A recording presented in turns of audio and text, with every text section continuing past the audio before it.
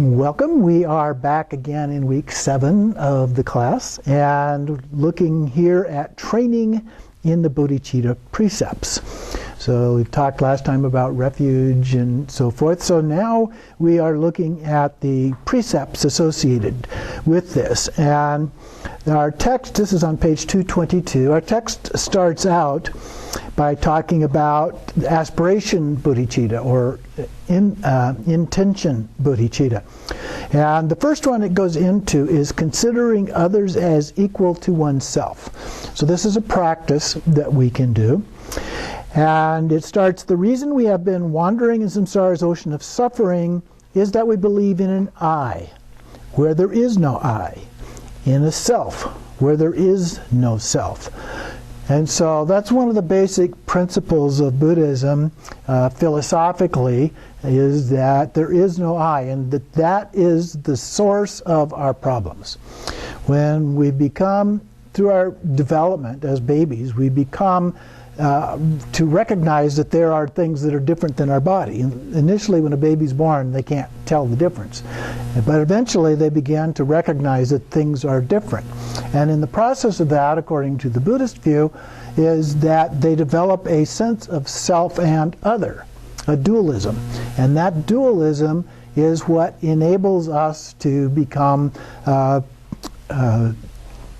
involved in the self, the clinging, the selfishness that continues with us through our lives in most cases. And so the practice of Buddhism, in large part, especially related to the basic raw core, because this is the second of the Four Noble Truths, is the cause. What is the cause? The cause is our fundamental ignorance of the true nature of things. What is the true nature of things? Well, it's usually referred to as the fundamental ignorance itself, but that manifests in the form of this dualism and seeing things as self or other. And in the process of that, then we develop the idea of clinging to things that we have, or wanting things, grasping at things that we don't have. And so we become absorbed in that, and we then become so absorbed in that becomes our focus. And as a result of that, all kinds of suffering manifests. Okay, so that's the basic idea. So here, though, we're talking about considering others as equal to oneself. So in the second paragraph, we want to be happy constantly, and we never have any kind, and to never have any kind of suffering.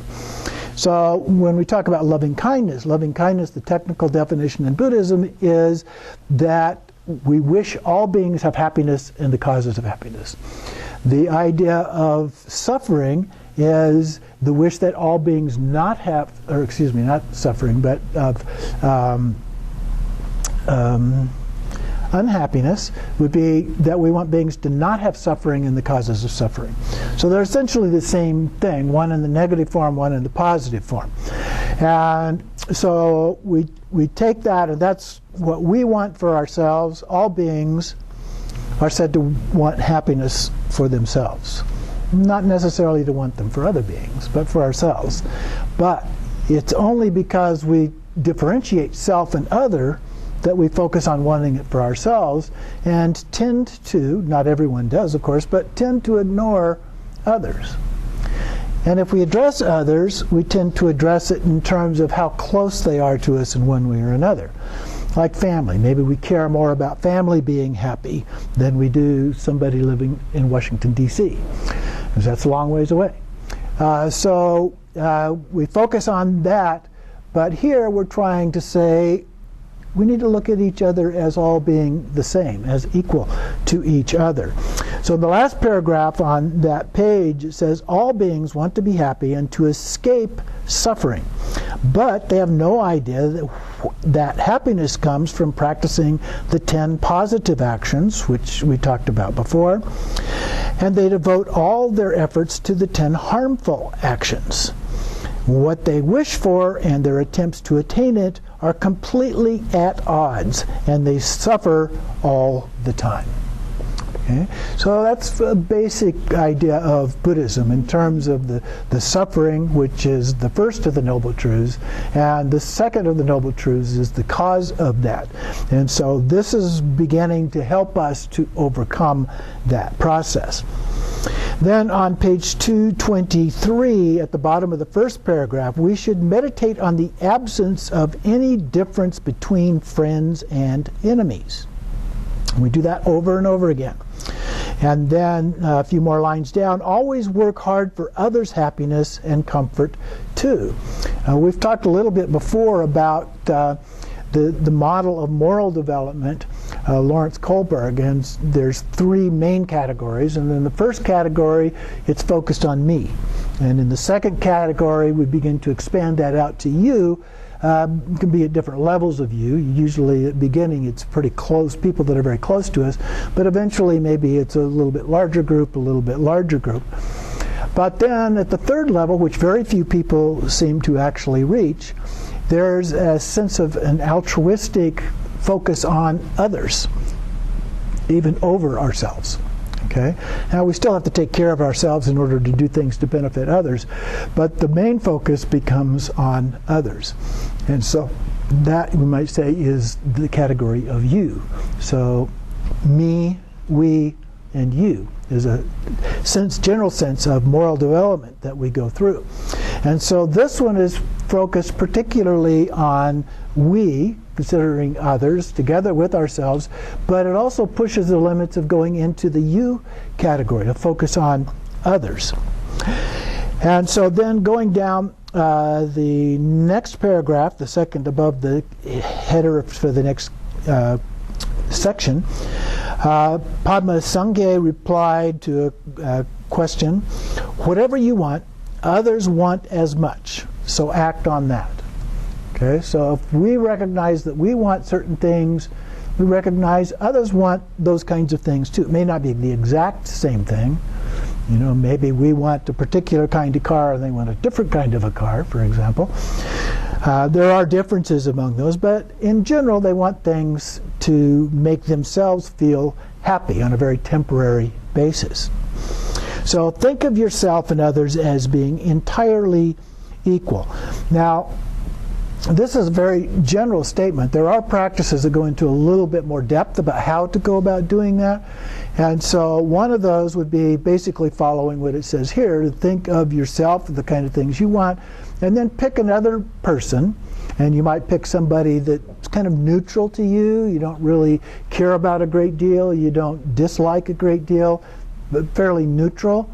And think about them and the kind of things that you think they might want. It doesn't mean you have to actually know for sure what they want, but think about it. And then you also go to other beings who are ones that you maybe dislike. And you think about, well, what do those people want? And how is that different than what you want? And you'll find many of the things are actually the same. Generally, we want food, clothing, shelter at the basic level, and then maybe we want other kinds of things in terms of our own recognition, our own ego status, those kinds of things, and so forth. So there's lots of different things that we might want, but basically we all want pretty much the same kind of things. Not at finite details, but in general. And then we could look at somebody that we really like.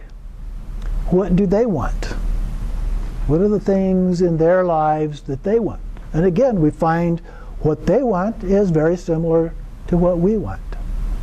And so the idea is to begin to connect with other people of all varieties and recognize that we all want pretty much the same thing. And the way it's usually described in Buddhism is that thing is happiness. Okay? And we don't want suffering. So through the process, we begin this by recognizing that all of us want pretty much the same thing. So then we have the next one here called exchanging oneself and others. And there is an actual practice by that title that's different than what is described here. What is described here is called Tonglen, taking and giving. So it's a little bit different. But there is another practice of exchanging oneself with others. And in that practice, what we do after we recognize others as equal is we actually try to put ourselves in their shoes, like walking in somebody else's shoes, so to speak, and imagine how they see things and try to figure out what that is, and that they want things pretty much the same as we do, but look at it from their view. Look at how they look at others. Do they look at others kind of down their nose? Are they seeing themselves as better than others? Or perhaps on the other end, maybe they see themselves as lesser in some way and looking at all other people because they have more things, that they are somehow better than them. So we put ourselves in those people's shoes, again, just to try and get a good sense of how people view things. So then the third practice in this case would be the Tonglen practice, here called exchanging oneself and others. And in this practice, starting on the third line there, as you breathe out, imagine you are giving that person all your happiness and the best of everything you have, your body, your wealth, your sources of merit, just as if you were taking off your own clothes and dressing the other person in them. And then, as you breathe in, imagine that you are taking yourself, into yourself, all the other person's sufferings, and that as a result, he or she becomes happy and free from every affliction.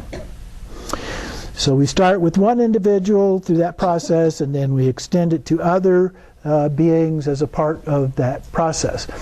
Now, usually the way Tonglen is taught is a little bit different than that, and you can catch the flavor of the title, Exchanging Oneself for Others, the way that it's actually described in here.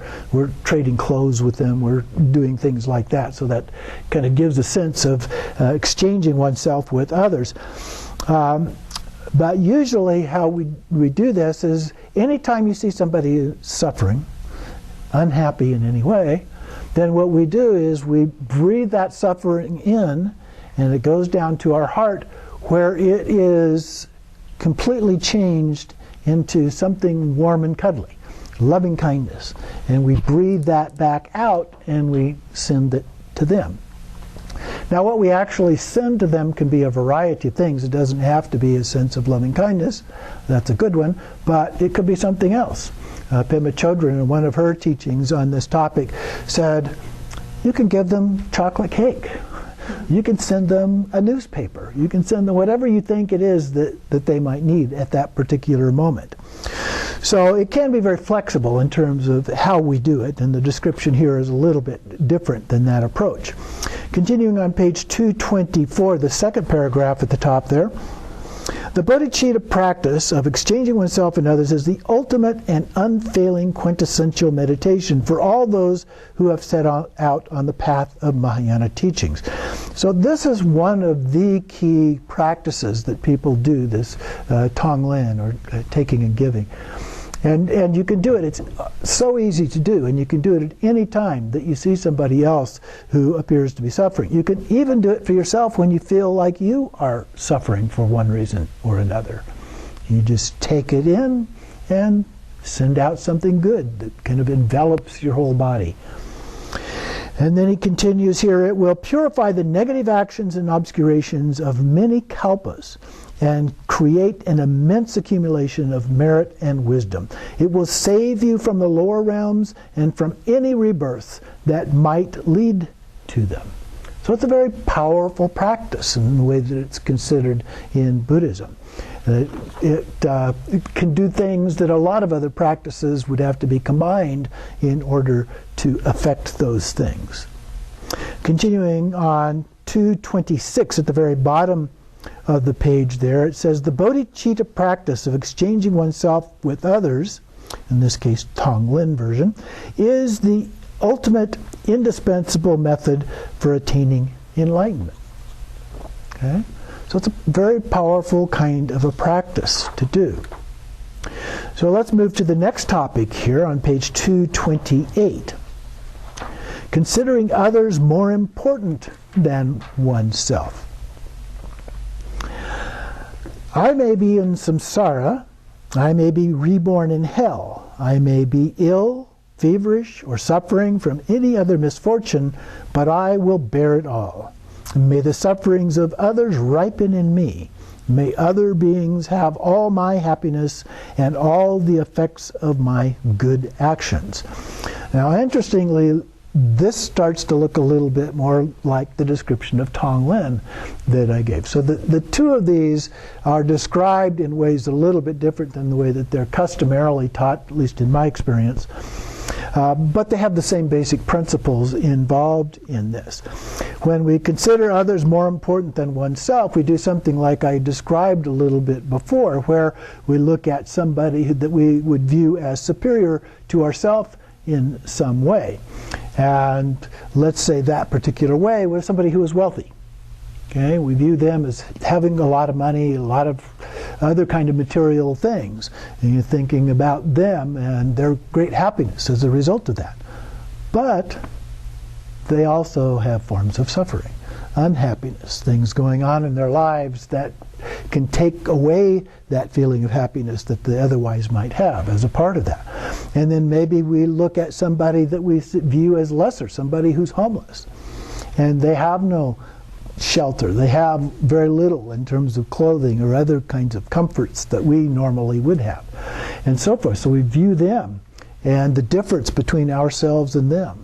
So we've looked at people that are better, what we view as better anyway, or people that are lesser, and the differences of what is going on there, and their degree of suffering compared to ourselves. And so we reach out to them, so to speak, mentally, and you want to absorb all of those sufferings into yourself and send out happiness to them, regardless of their level, so to speak. But we're all really the same, okay? Because we all want the same kinds of things. And so one of the things that is typically taught as a part of this is understanding the difference in terms of happiness. There are different forms of happiness. And so the Greeks talked about it in terms of hedonia, the idea of short-term happiness from things, you know, the person with the most toys wins kind of an approach. And our culture tends to do that. Marketing people tend to try and get us to do that and get sucked into that whole idea of having things and you're going to be so much happier. Just watch an ad, almost any ad, and that's the kind of effect that it has. But there's another kind of happiness, because those are temporary. They tend to come from things outside of us. There's another form of happiness called eudaimonia. And eudaimonia is something that's a very lasting kind of a happiness. And so we don't have to get on the hedonic treadmill constantly seeking new things, more things, better things, and so forth, but rather it's a very calm, restful state in which we're in a happy state most of the time, if not all of the time. Okay? But it comes from within. Innate happiness. Okay? It's already there. It comes from inside of us. So when we connect with that, when we understand that, it changes the whole thing. And we realize we don't need all that stuff. I mean, we need minimal things in order to get along in our lives, of course. But the thing we only really need is that innate happiness. Okay? So that's one of the basic principles involved in the Buddhist teachings as a part of this. So then there's a whole bunch of stories in here under that topic. So I'm not going to go through all of those, but please do read them because they are interesting stories and they help give more information about that. And so let's skip over to page 234. And this gets into what are really the main practices that are being described here. And these are the action or application practices for bodhicitta, application of bodhicitta or the action bodhicitta. And so we did the 4 immeasurables last week as a part of that: loving kindness, compassion, sympathetic joy, and equanimity. And so now we look at the 6 transcendent perfections. Sometimes they're just called the 6 perfections. And they're divided into 2 groups. We have those that are considered to be the relative aspect and the ultimate aspect. And so the first 5 fit into the relative. So we have generosity, discipline, patience, diligence, and concentration. Those are all in the relative. And here he describes them as skillful means, another term that is used for that. And then the 6th one is wisdom, which is accumulation of wisdom itself. And so that's the ultimate aspect of bodhicitta. So we're going to go through each of these in a little bit of detail. So the first one of that list of 6 is generosity. He calls transcendent generosity. There's 3 forms: material giving, giving dharma, and protection from fear. So those are the 3 usually listed in the teachings on this topic. So in terms of the first one, the material giving, he also divides this into 3 different layers or levels of giving. And the first one he calls ordinary giving. So ordinary giving is just giving anything of material nature. So making a donation of money, giving somebody food, those kind of things would be material kinds of giving. Giving a gift to somebody, a physical something or other, maybe a piece of clothing, for example. Those things would be material giving. And when it's given with pure intention, then it says the amount that is given is not important. It's the intention, it's the giving. In fact, one of the sources talks about that if we really struggle with the idea of giving, there's a sutra the Buddha talks about, well, just take that thing in your hand and give it to the other hand. Just get in tune with the idea of giving itself, and then put it back in the other hand, and get used to just giving it that way. And then maybe eventually you get to where maybe you could give something simple away to somebody else. And then you get so you could give more away, and so forth. Until whether you don't really care that much about whether you have most of those things or not. Okay? We hear a lot of things. In fact, there's a lot of self-help books these days on how to simplify your life. Okay? People giving away things. They've realized that all those things are no longer that important. Now, most of us don't give away everything. We still need food, clothing, and shelter. But there's a lot that we have that we don't really need as a part of that. Then on page 235, he talks about a little bit about these practices. He says, generally speaking, so the bottom of the page, generally speaking, the Buddha taught material giving and other practices involving material possessions mainly for lay bodhisattvas. Well, why would you do that? Monks and nuns don't have anything. Okay? They're allowed to have their robes, a begging bowl, a couple of other things, but that's all. So they don't have things that they can give away. Now that's not absolutely true, because in some monasteries they actually do give the monks and nuns a little bit of pocket money that they can have. And a lot of times they will do that when they're going somewhere where there will be people asking for things. Like in India, a lot of times there are people begging all over the place. And so they might give them some money that they can take and they can give to the different beggars as a part of that. But basically the monks and nuns have very little. And when they do have those things, other than their basic necessities, they give them all away. Okay, so they don't hoard money, they don't stick it in a piggy bank or something like that. They give it away. And so he says here, then, to reduce your desires, learn to be content, gladly accepting all hardships. The Buddha talked a lot about being content with what we have and not needing lots of things. So if we can learn to be content, we're going to be able to get in touch with that innate happiness that we already have. And then we don't need lots of other things. Then on the next page, 236, he goes into the second category, great giving. He doesn't say very much about that. But it's giving to others something rare or very precious to you personally. So he lists some things: a horse, elephant, your son or your daughter.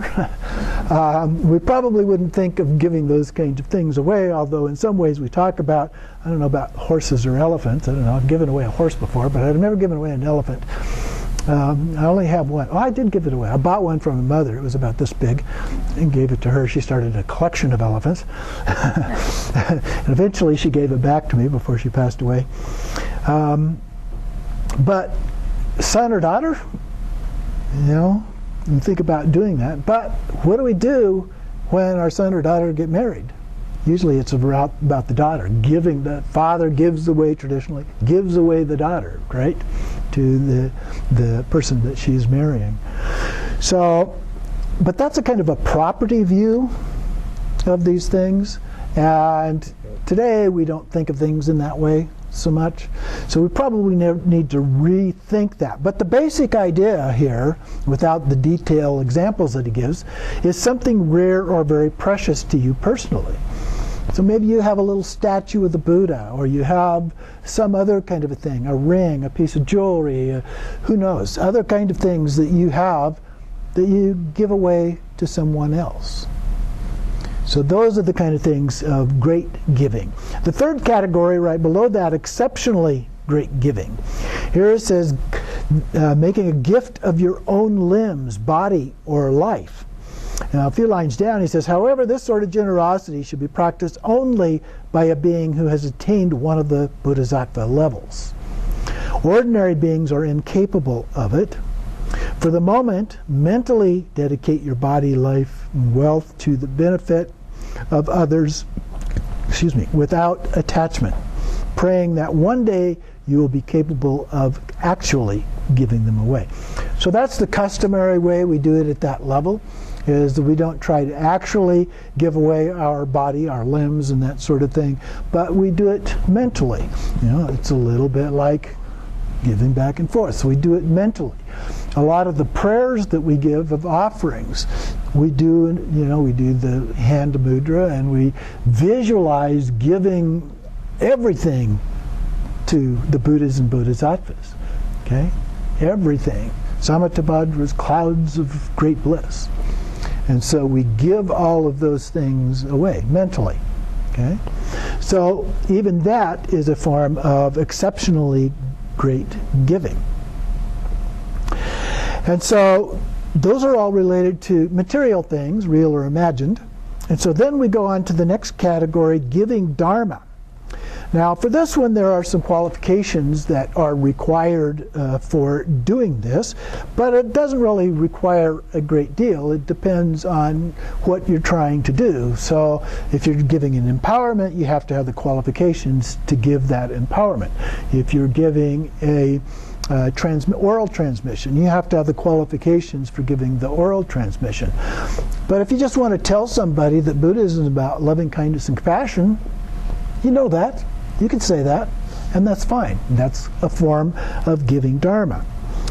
And so he talks here of the second paragraph. Atisha's disciples asked him when they might be able to teach others. And his reply was, in the verse here, once you have realized emptiness and developed clairvoyance.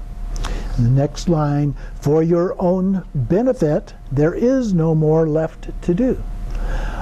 And then once you have entered the path of seeing, which is the third of the 5 paths of a bodhisattva.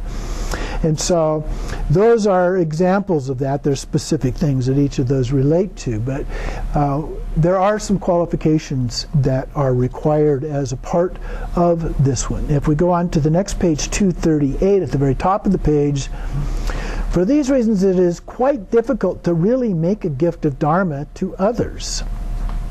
Without having experienced it oneself, it will not help them at all.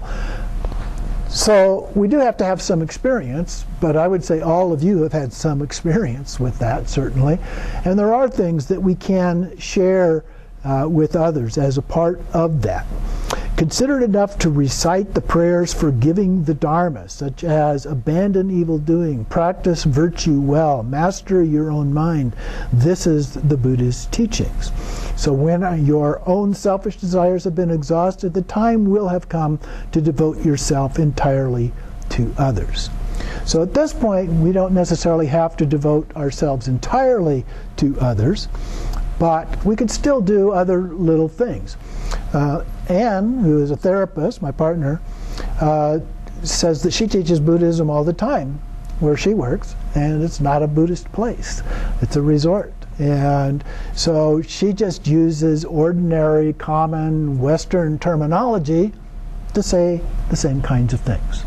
So we can do it without having to use Buddhist terminology about this, and do it in a way that is helpful to people. When we see that they're suffering, maybe there's something we can say to kind of inspire them, or to help them in some way, or just to express our own compassion for them and their suffering as a part of that. So there's a lot of things that we can actually do here that Patrol Rinpoche does not talk about.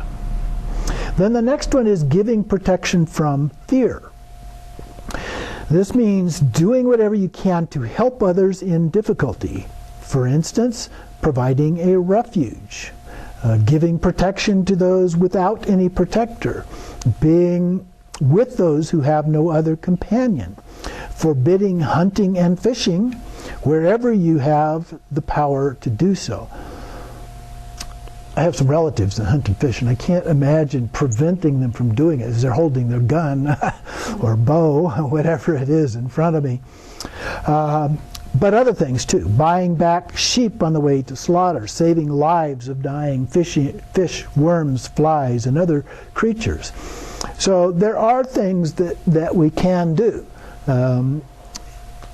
If you catch a fly in your house and release it outdoors, or a cockroach, or whatever kind of bugs get into your house, catching them and releasing them. We can't do one of the things that is often referred to, and just mentions it here, buying up fish that people would buy to eat and then releasing them. When we were in India in 2017, and we went out on the Ganges, and that was one of the things people were selling, were fish in little pots that you could then dump into the Ganges and let them go.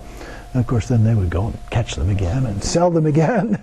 But the principle, the idea of releasing things, some places you can buy birds, usually small birds, and releasing those birds. They're not the kind that I don't think, at least, that they would eat because they're so small. So those things that you can do in places. We don't have a lot of that. If you live close to the ocean or things, you can go and you can buy fish off a fisherman coming in where the fish are still alive and so forth. But we don't have those kinds of things. So we have to look for other options of what we can do, and then release those. So one of the best for us, I think, is finding insects in the house and releasing them outside. There's many other things that we could probably do as well, but that's just one example. That's protection from fear. Don't know exactly how afraid those are, but they certainly run from us, so it would indicate that there's some degree of fear there. But we can release them. Catch and release. And then the next one is discipline, transcendent discipline. This deals with ethics or morality, which are the terms that are often used for that one as opposed to discipline per se. So transcendent discipline consists of avoiding negative actions, undertaking positive actions, and bringing benefit to others. So the first one, avoiding negative actions.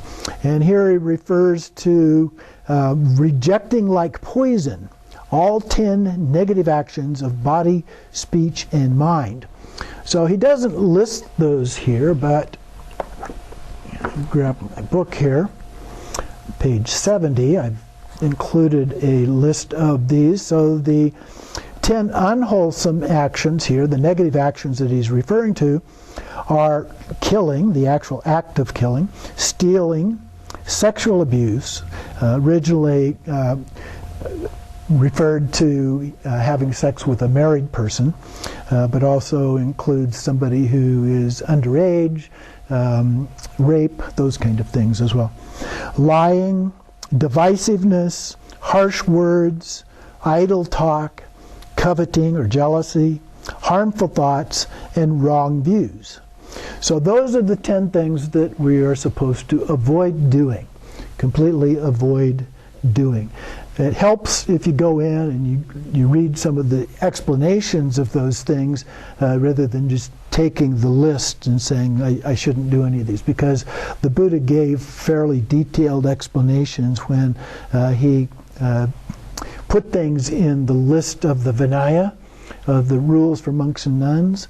And so a lot of those don't apply to us, but a lot of them give information that are helpful to us in understanding the Buddha's view of why those things are in the list.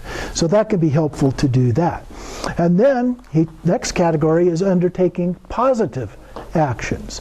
So the 10 positive actions are in here. I call it wholesome actions: protect life, generosity, honoring sexual vows and respecting others, truth and loving speech, reconciling or harmonizing, using pleasant words, meaningful talk, rejoicing, helpful intentions to benefit others, and wisdom of ultimate truth and the true nature of things. So that's that list. They're in my book. They're easily found on the internet as well. A variety of sources for those if you want to have a copy of those handy. So those are the actions. So he says, creating many sources of good for the future as possible by always doing positive actions.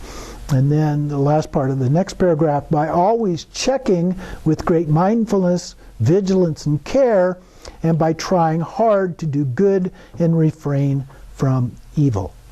And then down at the very bottom part of this section here, always renounce the smallest harmful act. Do whatever good you can and dedicate all merit to benefit of beings. This includes the precepts of the bodhisattva vows, which we will do later today. So if you're not familiar with those, we'll go over those.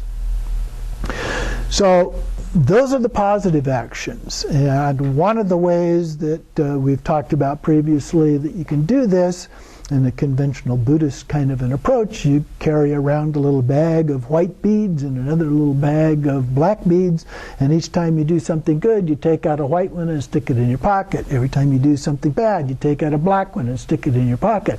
At the end of the day, you count them. How many are white? How many are black? Are there more black ones or more white ones?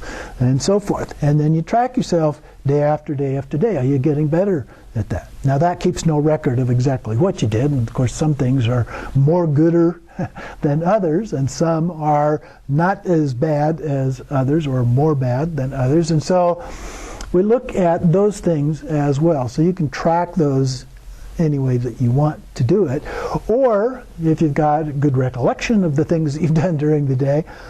And certainly if you do the intention of tracking things during the day, you're more likely to remember them. But at the end of the day, when you go to bed, take some time and just reflect on the things that you've done. What have I done that was good? What have I done that was not? And set your intention to do better the next day. First thing in the morning when you get up, you remember, okay, I was going to do this, this, and this, so I'm going to do that better. Again, you renew that intention as you go through the day. End of the day, you review it, see how you're doing, and so forth. Over and over again through cycles, day by day. And so that can be very helpful in this kind of a process. Then, bringing benefits to others. As a bodhisattva, our intention is to help others. And so here we're trying to benefit others. And he says, when you are totally free of wanting anything for yourself, the time will have come for you to work directly for the benefit of others. As a beginner, dedicate to the benefit of all beings all the practice that you do. So at the end of our practices, we always have a dedication. And that's the reason. We're dedicating that, the merit of that, to whatever, to all beings, all sentient beings. So we do that over and over. So that is a way of helping to benefit others. It helps us focus on others. There are other things that we can do too. We can, somebody standing on a roadside with a little sign, need food or need help or something like that, and giving a little donation to them to help them out. Other kinds of things, simply opening a door for somebody to go through. There's lots of little things. Letting somebody go first at the four-way stop. just look for little things to do to help other beings as a part of that. The next one then is patience, practicing patience, transcendent patience. When wronged, patience to bear hardship and patience to face the profound truth without fear. So the first one's being patient when you are wrong or think you have been wronged. Whenever you are attacked, robbed, defeated, insulted, or slandered, you should respond positively with loving kindness and compassion. If you lose your patience and give way to anger, a single fit of rage can destroy the effects of the good actions you have accumulated over 1,000 kalpas.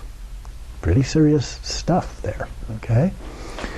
So maybe a little bit of an exaggeration.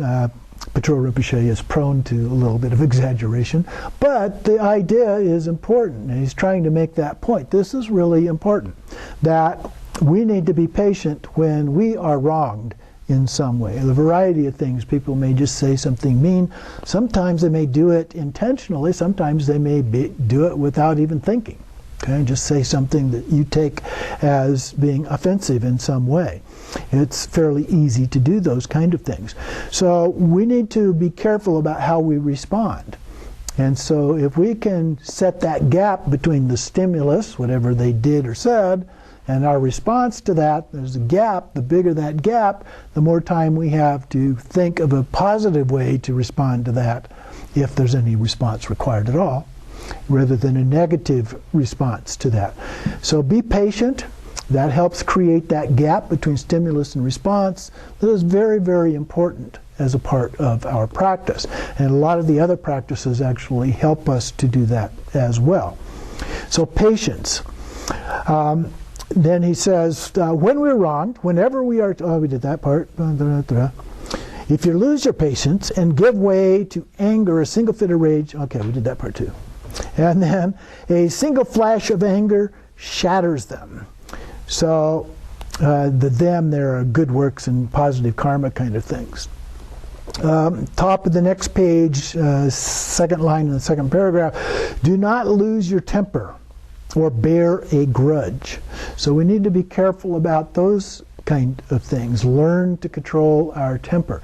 If you can learn to identify what are your triggers for getting angry at things, that's a good help, because once you recognize the trigger, and the trigger happens, you recognize the trigger, you can block that, and the anger, there may be some anger, but you can keep it from just coming out and exploding on somebody else. And the better we get at it, the less the anger comes at all. Okay? We are able to just respond in a more positive, calm way to somebody else.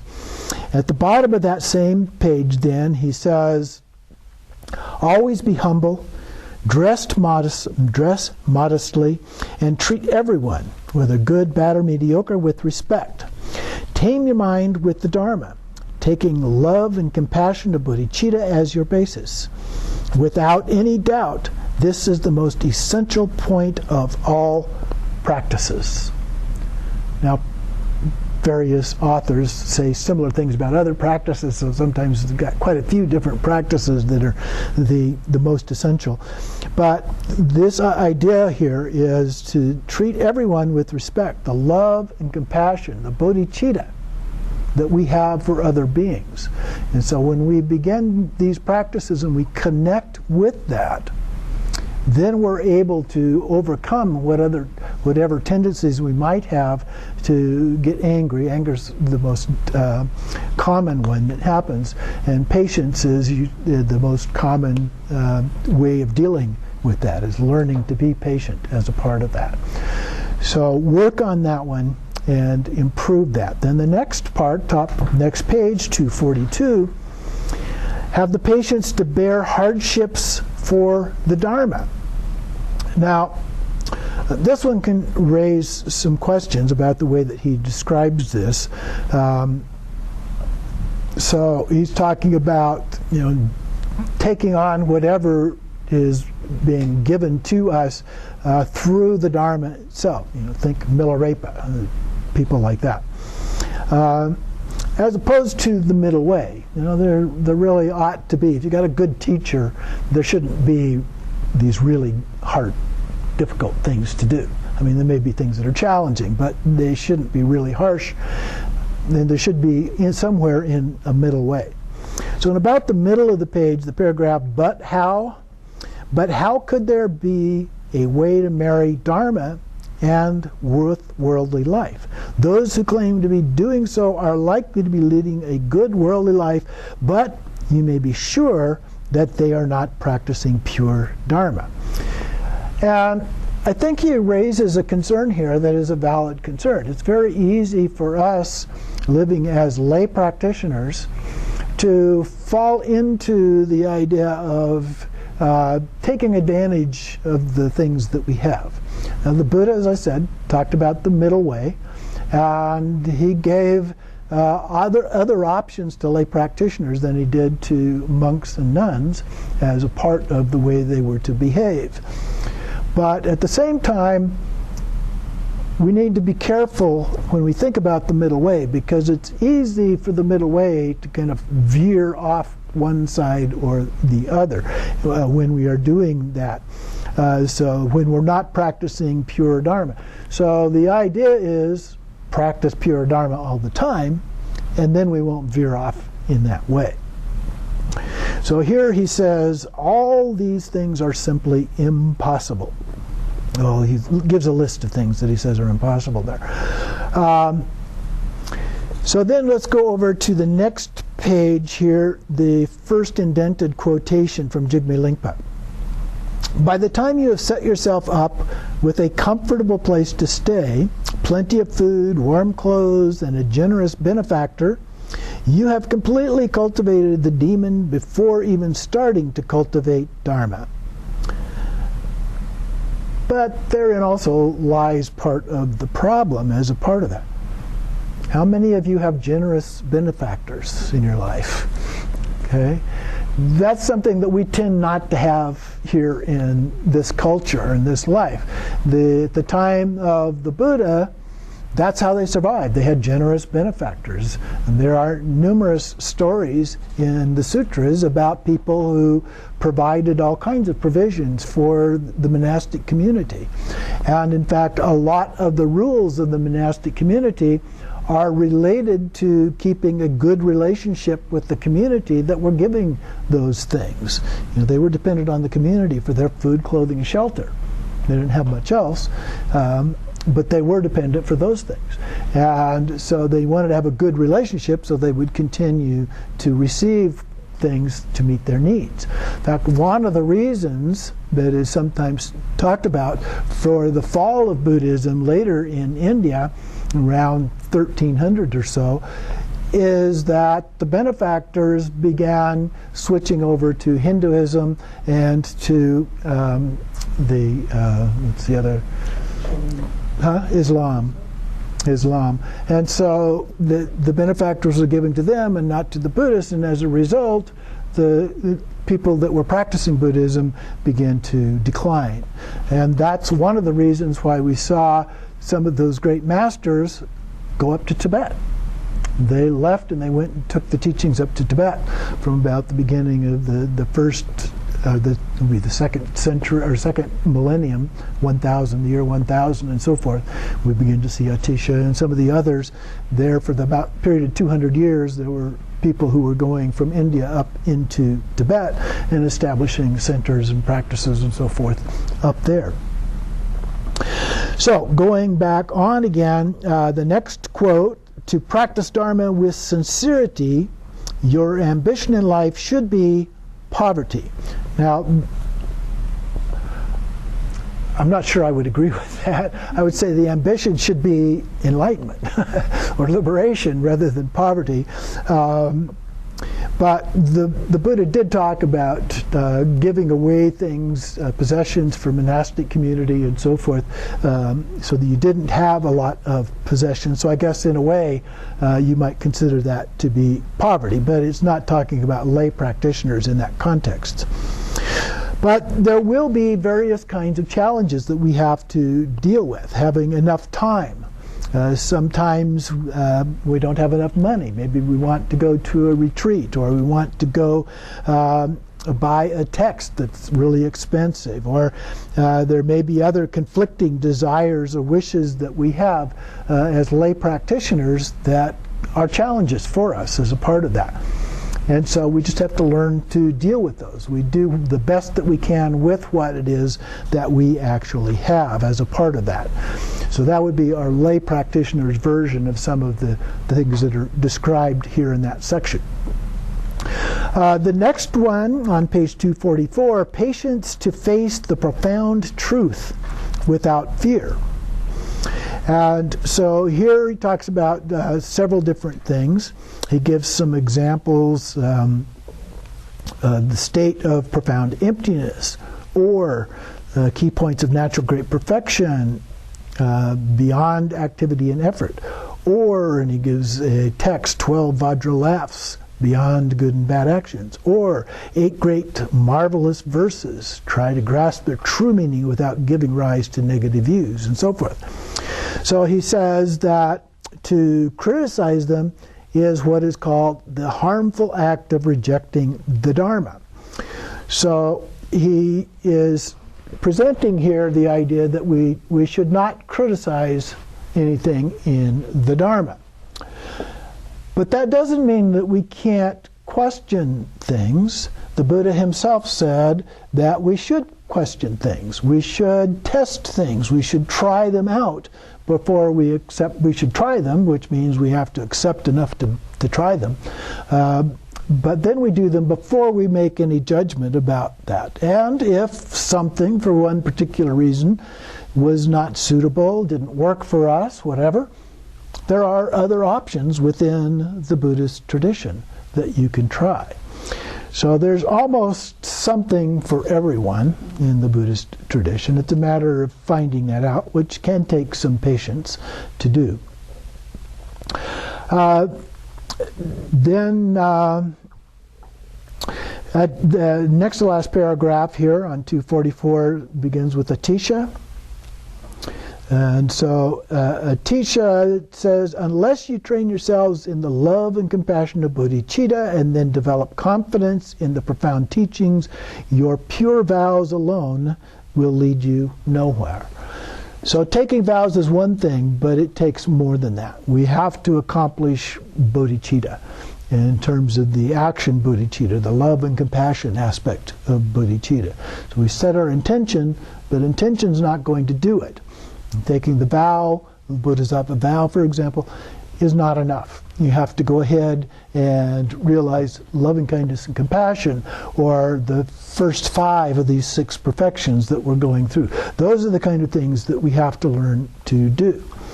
On the top of the next page, then, it is important to have a heartfelt and respectful interest in the profound teachings and those who teach them. So that's a little bit of a way of saying it, I think, not quite as harsh of a statement.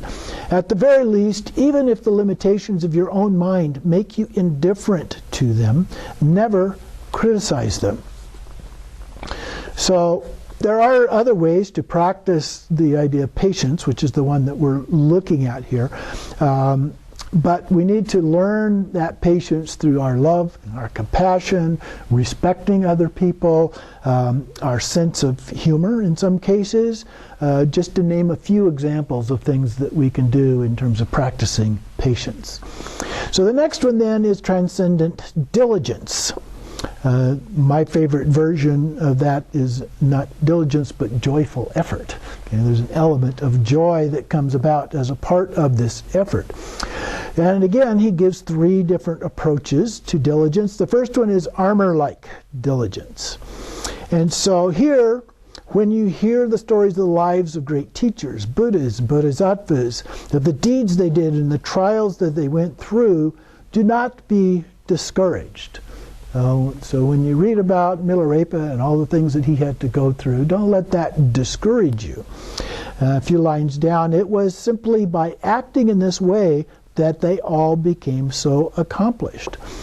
And so we should then follow in their footsteps to the degree that that is required. That's the armor-like diligence. We're hard and fast in doing these things.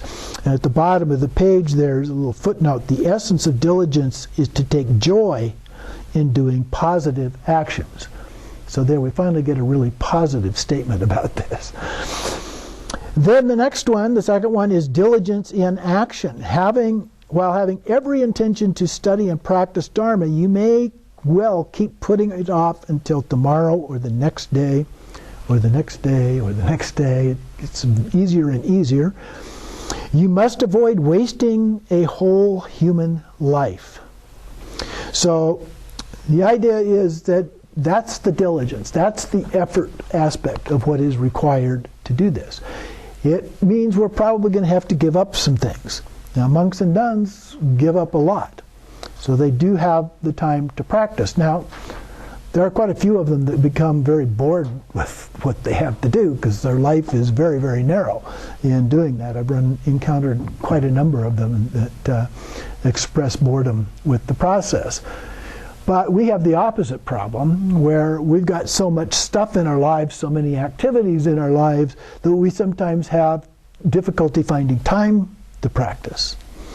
And so it's just the opposite kind of thing. How do we do that? Well, one of the ways to do that is do a little review of what you're doing every day. And what can you give up? Okay? Because trying to work something else into all the things that you're already doing is really, really hard. It's much easier to decide, okay, I'm going to give up doing this. I'm going to give up Facebook. I'm going to give up something of social media. It's one of the biggest ones. Or I'm going to quit watching this TV show or something like that. You can get enough time to practice very quickly, very easily if you do that kind of a thing. But it takes some time to sit down and just examine your life and see what are the things that are taking up all of that time in your life, and then saying, okay, I'm committed to this. This is a block of time that I am going to stick with. I am going to do it. Now, occasionally things will come up that'll interfere with that. That's okay. My teachers have said, you pick the time, you stick with that time, but if something comes up, don't beat yourself up. Okay?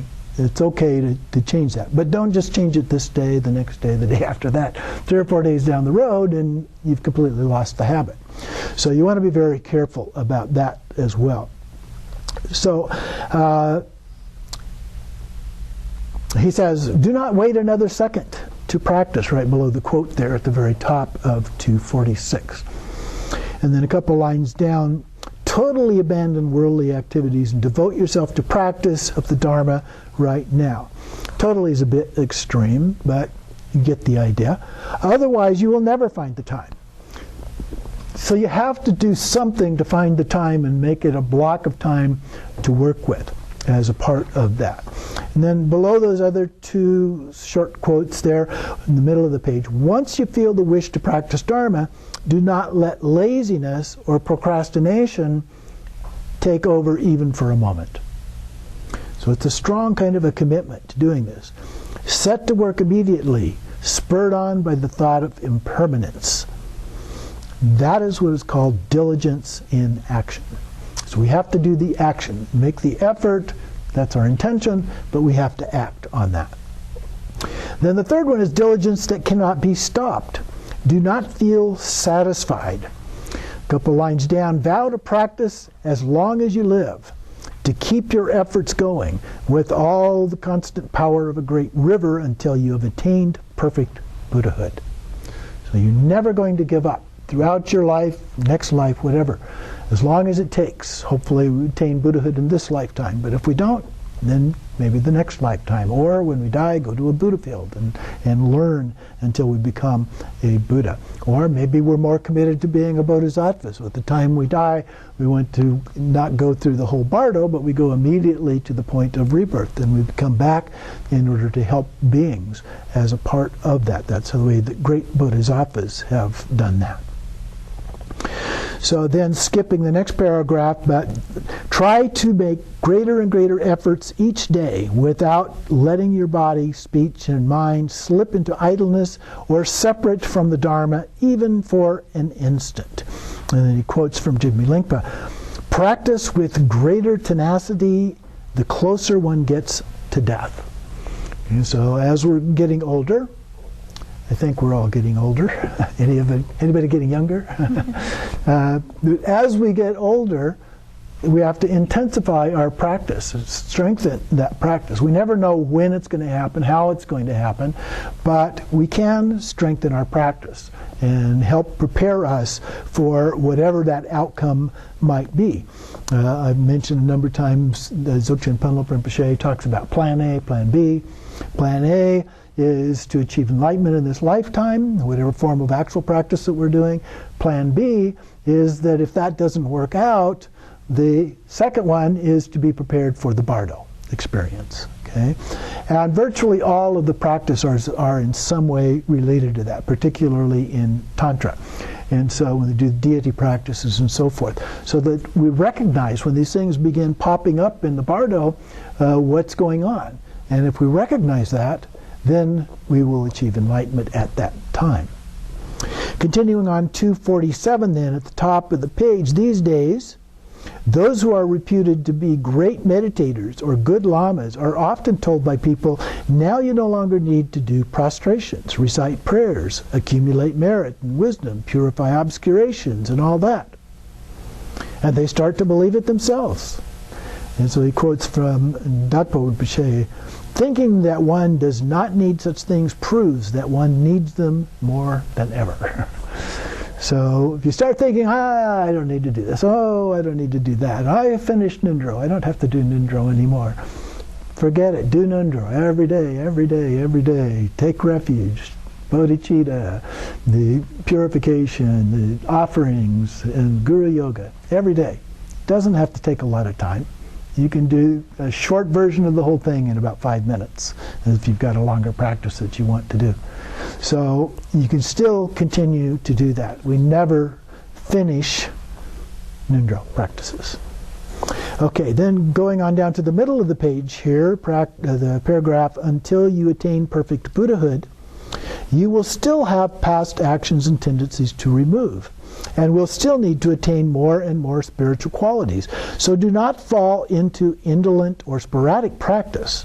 Practice Dharma with diligence from the depth of your heart, without ever feeling that you have done enough. So 24/7, everything becomes practice.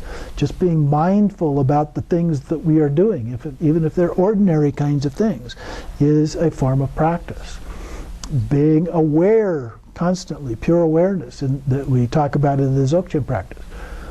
You could do that all the time. In fact, that's the goal, is to be able to do that all the time. So everything can become practice. Generally speaking, whether you attain Buddhahood or not depends solely on your diligence. So make every effort to practice. And so we need to have that strong diligence to make that happen. Then at the top of 248, always moderate your eating. Well, everything should be moderate. Arrive at a balanced amount of sleep. Again, kind of a middle way. Make your efforts steady and constant.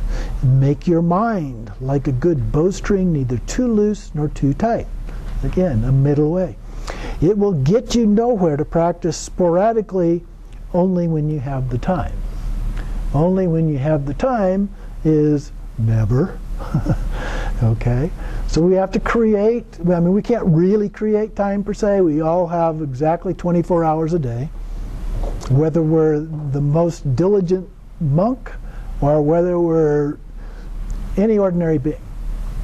So it's a matter of finding the time within that for us to work. And ideally then, we don't just do it in that block of time, but then as a part of that, most practices will say something at the end about, after you've done the meditation part, arise in meditative equanimity, equipoise. So we stay in that state of meditation as we go about the rest of our lives. Okay? That's the way we practice continuously. So we may have a short time to do formal practice, but then we make that our practice throughout the day. And occasionally, if we slip and we forget, when it comes back in our mind, put it back into place. Maybe just stop for a minute, do a very, very short meditation, and then go back on doing the practice throughout your day. Day and night. You can do dream yoga at night. And so it can become a practice on a complete 24-hour cycle. And so that becomes the goal. Never, ever give up on practice. So we're going to take a little break here.